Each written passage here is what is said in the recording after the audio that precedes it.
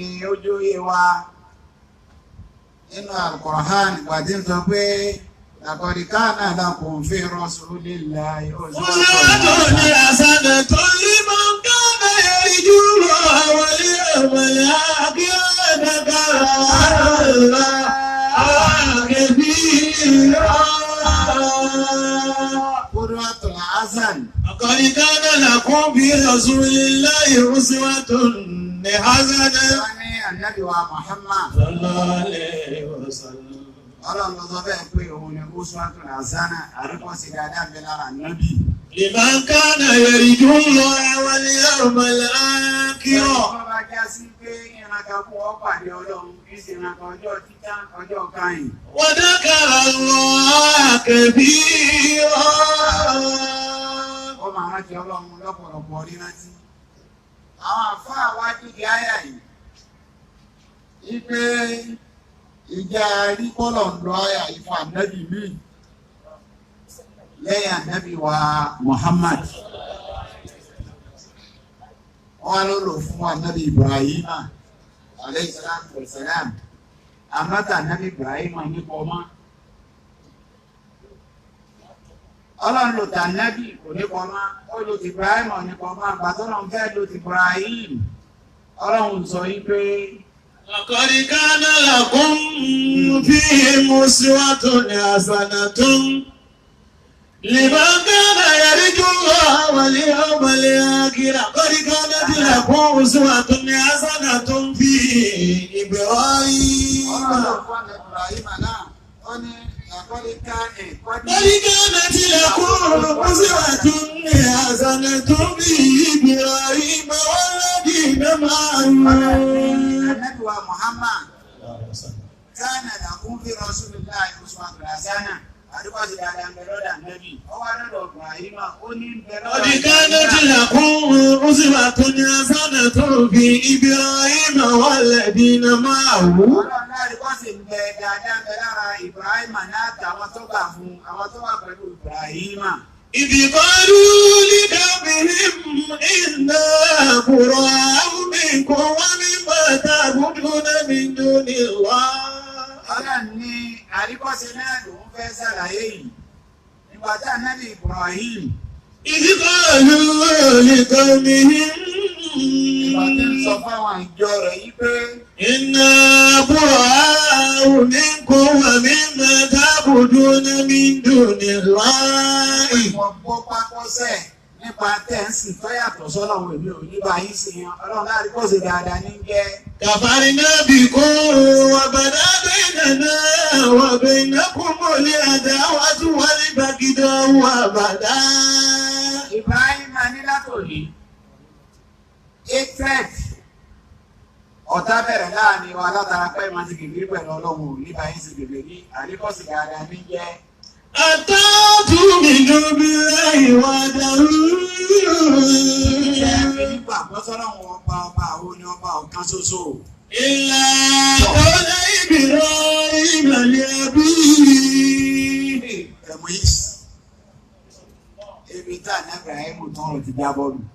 Ọlọ́run ní gbogbo tí máa bọ̀ wà àríkọ́sí dáadáa bẹ́ẹ̀ ilá. إلا قول إبراهيم لأبيه. Ibrahim tó sọ ìpè fún bàbá ẹ̀. لأستغفرن لك وما أملك لك من الله. Ọgbọ́lọ́wọ̀ ẹ̀ tó sọ ní wípé òwò tọrọ àforíjì fún ọ. Wọ́n wá foríjì fún ọ lọ́dọ̀ Ọlọ́run. Ọlọ́run ní ta sọ pé Ibrahim ní foríjì yàn. Ọ ń sọ̀rọ̀ tó ní kápá kankan lórí ẹ̀.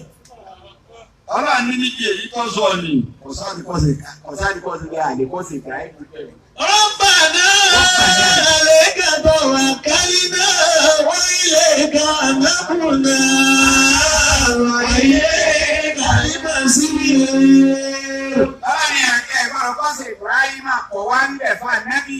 Ànábì pé Uswatu hasanah ni ó pè látòkè gbé ẹni káàna lakum fi rasulillahi أسوة حسنة لمن كان يرجو الله واليوم الآخر وذكر الله كثيرا. Àwọn ìpè báwo ló ṣe lè rí bẹ́ẹ̀ tí wọn náà bá farabalẹ̀ sínú Al-Qur'ani ọmọ wa rí bí ànábì nìkan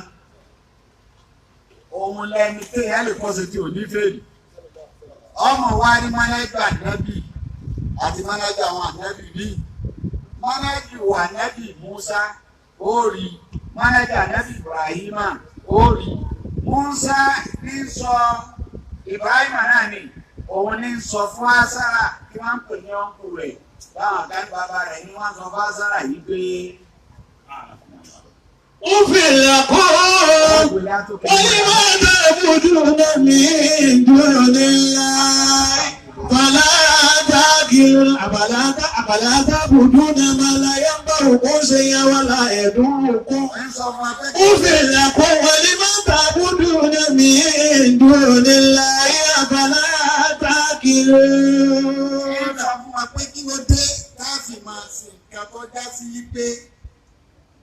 Kò láǹfààní kan tí ó ṣe fún yín. Qala fatabuduna min dunillahi ma la yanfa'ukum shay'an wa la yadurrukum. Nǹkan mi ìtọ́ yàtọ̀ sọ́dọ̀ ọ̀hún kò láǹfààní kan tó fẹ́ ṣe fún yín bẹ́ẹ̀ ni ò ní ìnira kan tó fẹ́ kó bá yín. Ufil lakum wa lima ta'buduna min dunillahi afala ta'qilun. Ó fi lápò sí ọ̀yìn. Wọ́n ní máa ta àbùdó náà mi lórí la àdínkẹ́sì dáàbò sọ̀rọ̀ wọ́n bá látàkì lónà nígbà ká ilé yìí ò pé ni wọ́n ní àbí tiẹ̀ ni. Ibi tó ti wá mà pa ní Muhammad Uswatu Hasana ló wá ní wọn náà kọ̀ ní ọ̀rọ̀ bùkà látàbùrú ìlà ìyá wọn. Wa bil walidayni ihsana. Olùkànnà ìdábà ìkíbà àdúrà kìláàrùmá bàtà kúlọ́mà òfin. Àmọ́ pàdé ànábì ní ibi tó ànábì تعبدوا إليه وبالوالدين إحسانا. Àríkọ́sì ni gbogbo wọn lọ́nu. Àríkọ́sì tó ga lànàbì tó fi gbogbo àwọn àyókù lọ. Òun dénú mánájú tiẹ̀ ó ní kọ́dá rọ̀bù dára. Ẹ̀gbọ́n sí nǹkan mi tó yàtọ̀ sọ̀rọ̀ wọ́n ní ẹ̀sìn. وبالوالدين إحسانا. إما يبلغن عندك الكبر أحدهما أو كلاهما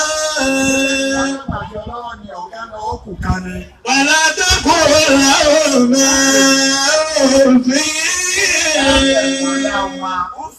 Ọ̀gbọ́dọ̀ sọ fún wọn gbogbo bí wọ́n ti lè kí wọ́n ṣe má sọ pé sí ọ̀yí bí Ibrahim ṣe bí ni. Wàrẹ́ẹ̀dù. يقول لهما أف ولا تنهرهما وقل لهما قولا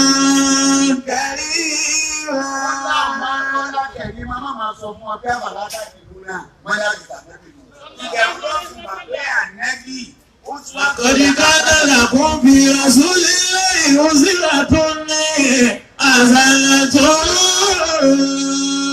Bẹ́ẹ̀ni tó bá dọ́dọ̀ ànábì Nuhu, ìwà ń provoke Nuhu títí tí wọ́n bá dọ́dọ̀ ẹ̀ náà bá dọ́dọ̀ ẹ̀ kò sí tí Nuhu tí wọ́n wọ̀ tó wọ́n wò sí kò sí tó padà wí ó lọ́bì láta sani ara láti bọ̀ ẹ̀. الكافرين ديارا إنك إن تدعو يدل عبادك ولا يلد إلا فاجرا.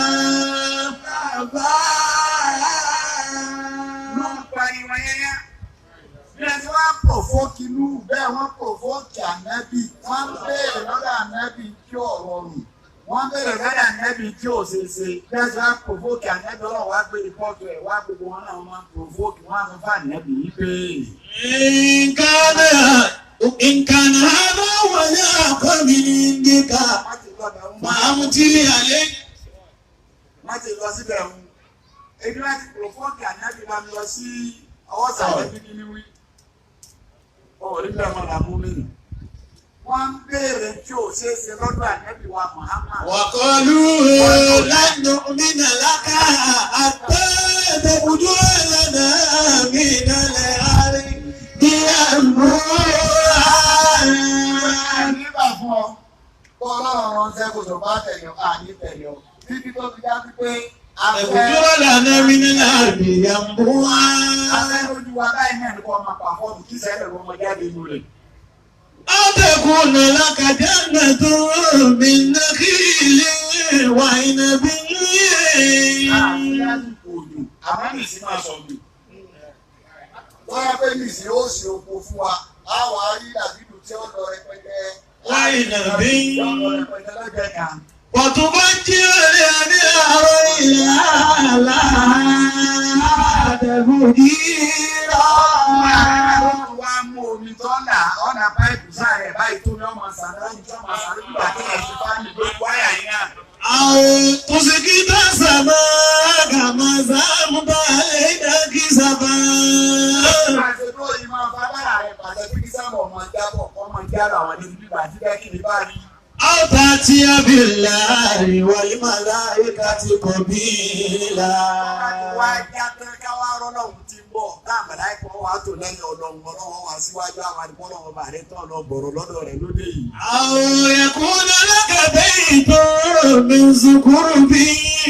Láàárọ̀ ní bẹ́rù lẹ́tà wá ń gbé àmọ̀ ìrìkọ́ ti kọ́lé fọ ilé kíláàsì ọkọ̀ ọ̀fọ̀ ní sẹ́wọ̀n táyà ìpínlẹ̀ Ànábì Muhammad yìí. أو ترقى بالسماء. Àbíbáyá tó lójú wa yìí ò nílò ẹ̀jọ̀ wọ́n bì kan kó lọ́nba wá yìí ka ojú wa ní àná ọmọ agun sámà lọ táyì pọ̀ ń da kàbà lọ sámà lọ da wá. ولا نؤمن لرقيك حتى تنزل علينا كتابا نقرأه. Wọ́n tún fẹ́ ìwọ̀n àníbà. Títí táàbì ni pé o dé tí àwọn sọ̀kalẹ̀ báyìí ọwọ́ ń ka kí àná lójú wa. قل سبحان ربي هل كنت إلا رسولا. Wọ́n ti bá adé di èpè. Wọ́n ti bá adé bọ́ ọkùnrin láta sáńdálà hánìmọ̀ káfíńì náà. Àwọn ọ̀gá tó bá adé bẹ́ẹ̀ èyí tó fi wá ló pè wọ́n ní à. اللهم أهدك من بينه لا يعلم.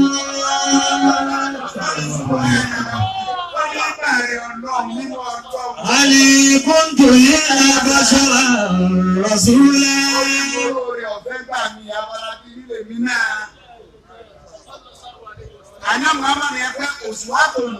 حسنة لمن كان يرجو الله واليوم الآخر وذكر الله كثيرا.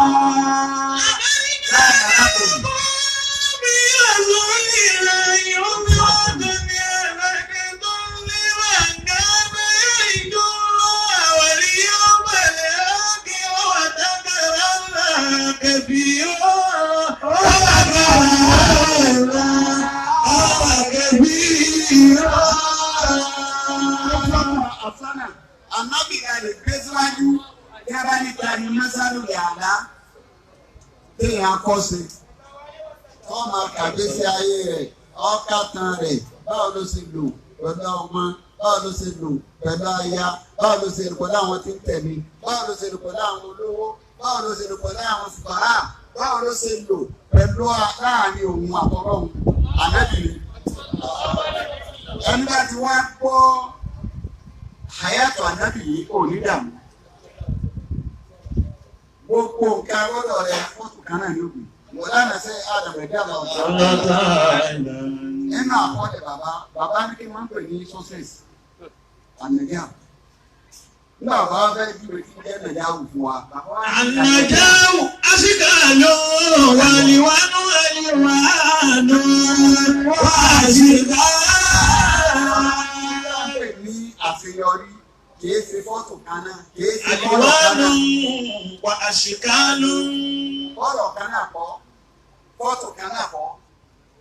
وليس كل من يستحق النجاة يناله ولا كل ما يناله يستحق. Bàbá ní kí ẹ ṣe gbogbo ẹni tó lẹ́kọ̀ọ́ sáàsì yọrí lórí. Ní ṣe ń yá pé kì í ṣe gbogbo ẹni tó sáàsì yọrí náà lọ́lẹ́tọ̀ọ́ sí. وإنما النجاة بالزمن والمكان. Òun ṣòwò ni, òun kọ́ ọmọ kéwù ni, òun ṣiṣẹ́ súfì ni, ìkẹta ló ń ṣe lójú ọ̀rọ̀ ọlọ́run ọba ni, àbọ̀rọ̀ gbèsè ayé rẹ̀ náà lòún mọ́. Ó wá ń bá ṣe orí bẹ́ẹ̀, bàbá ní solúṣàn ṣe orí nì. من نجم الزمان والمكان. Ìyọrí Saman àkókò níbi. Makan àyè níbi. والنجاو يبدأ قليلا ثم يكفر. Ọmọ ṣe yọrí wọn yàtọ̀ òkọ̀lì ìlà. Yìí máa bẹ̀rẹ̀ díẹ̀ báyìí ni. ثم يكفر. Yàwá di tọ́pọ̀. ويبدأ صغيرا ثم يكبر. Ọmọ bẹ̀rẹ̀ yọ bẹ̀rẹ̀ ní kékeré súnmọ́. يكبر. Yọba ní tọ́kọ̀ ní. وإنما النجاو ألوان وأشجار. Nígbà tí Ìsìlámù fẹ́ bẹ̀rẹ̀ ànábì àtàmì ni. Àwọn ìlú náà ni. Àná Muhammad sallallahu alaihi wasallam. وسيدنا علي كلام الله وجهه لا عثمان ولا عمر ولا ابو بكر ولا عبد الرحمن بن عوف هو الدليل كان وبره هو بره كيكي وافي ọbẹ̀rẹ̀ kékeré tó bí ọbìn olùdí kan tó bẹ̀rẹ̀ sí ní pọ̀ gbogbo wa bẹ̀rẹ̀ sí ní gbé Abubakar gbé Umaru gbé Usmanu gbé Ali gbé Abdulhamid Awfi gbé Tọ́lẹ̀ Adé Adíyá gbé ìsìlámù wa bẹ̀rẹ̀ sí ní tẹ̀mọ́ lọ́wọ́ ó wá di nǹkan tó wá nígbà àwọn àmà òǹkà ìsìlámù máa lónìí ẹ̀yìn yẹn lẹ́gbọ̀dọ̀ pé síwájú pé gbogbo tá à ń bá ṣe ní òfin nílẹ̀ ọkàn wa kò ní ara pé kọ́ni káàná lákùn. في رسول الله أسوة حسنة لمن كان يرجو الله واليوم الآخر وذكر الله كثيرا. Muhammad. ولا نبي محمد. Àdúrà kó mọ́jú wa kù. أنا اللي أقوم أدعوكم. Àdúrà ẹ̀yẹ wa. وأنا لما يا Àmàjẹ wa yẹ. يا لما يا Àṣírí. وزيري إيه Ọkọ̀ sàárè. ọkọ̀ sàárè. Ẹni kó àjọ. ìyá mi lọ lè kó àjọ. Àlẹ́ ẹni kó àjọ. àwọn ọ̀rẹ́ lọ kó àjọ. wọ́n mi dúró tó ọká. Àjọ Murtada. ààrẹ mi ò tọ́lọ̀. Adéyàká. báyìí ẹ̀dá. Ìdúkọ́ ààyè yìí fún. tó o dùkọ́ èyí mú. Ọlọ́run. ọlọ́wọ́. Ọ̀dà wọn dúró. mọ́bẹ̀ ọdún. Àfàdé. mọ́bẹ̀ ọgbàrà bẹ́yìn. Nǹkan wọn jẹ́. mọ́bẹ̀ ọgbọ̀n nǹkan wọlé. wọ́n jẹ́ ìgbọ́n mi tó náà. àbá ayé kókó. àmọ́ kókó. má fẹ́ ilé ilé àfẹ́ bá. ẹ̀rọ àdébí ẹ̀ Muhammad. àbá Muhammad Jami. àbá onígbòdò. ṣé o mú bí? ẹ̀rọ ìgbàdá ọkọ̀ yìí. gbogbo ẹ̀ àbá ọ̀nà gbàdá yìí. àmín. ورزقتنا مجانا آمين. اللهم ارزق الفقاعة في ديني آمين. زيادتها في علمي آمين. كفايتها في رزقي صلتها في بدني توبة كل الموت